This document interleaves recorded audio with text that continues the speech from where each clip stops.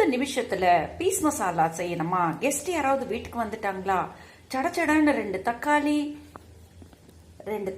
2 வெங்காயம், கொஞ்சோண்டு இஞ்சி துரும்பி வச்சுக்கோங்க. பூண்டு இருக்கு இல்லைங்களா, அதை பூண்டு தோல் கூட உரிக்க வேண்டாம், அதை அப்படியே நைஸா சாப் பண்ணி வச்சுக்கோங்க. இங்க பாருங்க, அதே மாதிரி 2 முந்திரி பருப்பு, இது பூண்டு சாப் பண்ணது, இது முந்திரி பருப்பு பொடியா நறுக்கி வச்சிருக்கேன்.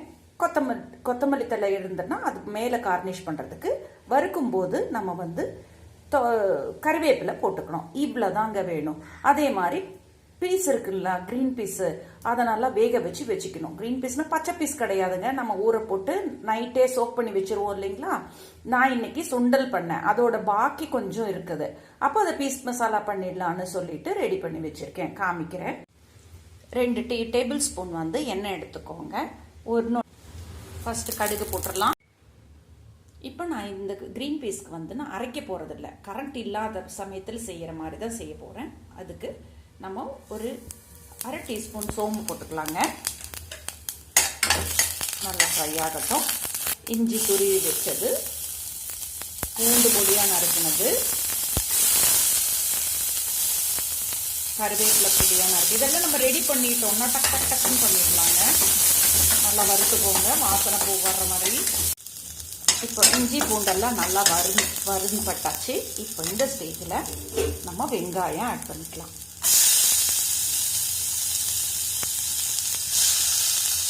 வெங்காயம் நல்லா கோல்டன் ப்ரௌன்ல ஆகட்டும்.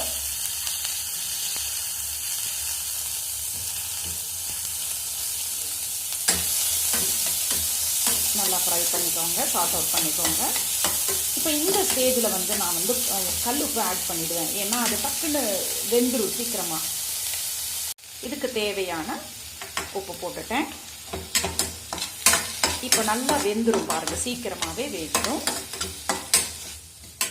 இப்போ பார்த்தீங்கன்னா நான் பச்சை மிளகாய் என்கிட்ட இல்லை இப்போ. அப்போ நான் மோர் மிளகா இருக்கு இல்லைங்களா, மிளகு வடையும் சொல்லுவோம், அதை நல்லா ஃப்ரை பண்ணி வச்சிருக்கேன். அது காரத்துக்கு போட்டுக்கலாம், ரொம்ப டேஸ்டா இருக்குங்க. இதெல்லாம் நம்ம சப்ஸ்டிடியூட்டா எது வச்சிருக்கோமோ அதை வச்சே நம்ம குருமா செஞ்சிடலாம்.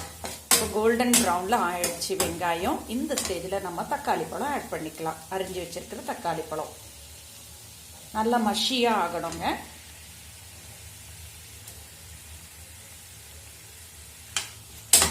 ஆகட்டும். ஒரு 2 நிமிஷம் இல்ல 3 நிமிஷம் லிட்டு போட்டு மூடி வச்சிருங்க. இப்போ பார்த்தீங்கன்னா வெங்காயம் தக்காளி நல்லா ஒன்னோடு ஒன்று சேர்ந்து மஷியா ஆயிடுச்சுங்க, நல்லா வெந்துருச்சு. இந்த ஸ்டேஜில் நம்ம எல்லா பொடியும் ஆட் பண்ணலாம். 1 டீஸ்பூன் கரம் மசாலா பொடி போடுறேன். மல்லித்தூள் 2 டீஸ்பூன் ஆட் பண்ணலாங்க, அப்பதான் நல்ல வாசனையா இருக்கும்.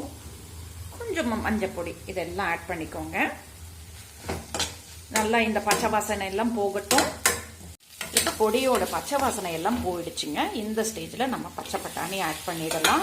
ஆட் பண்ணிட்டு நம்ம இந்த குருமாக்கு எவ்வளோ தண்ணி வேணும்னு நினைக்கிறோமோ அந்த அளவு தண்ணி போட்டு இதை அப்படியே ஒரு 5 மினிட்ஸ் நம்ம மூடி வச்சு வேக வைக்கணுங்க.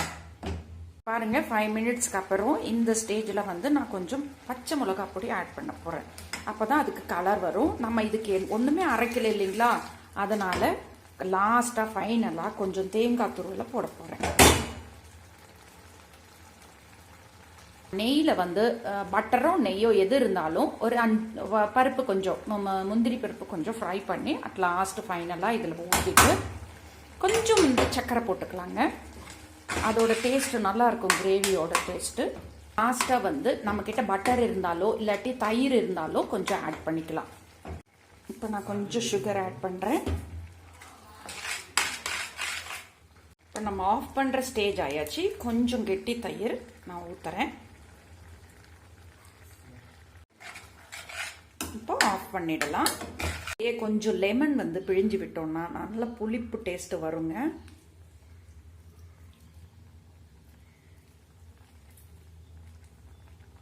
அவ்வளோதான், நம்ம ஆஃப் பண்ணிடலாம். நம்ம சுவையான டிஃப்ரெண்டான அரைக்கவே வேண்டாம், இதுக்கு பீஸ் மசாலா ரெடி.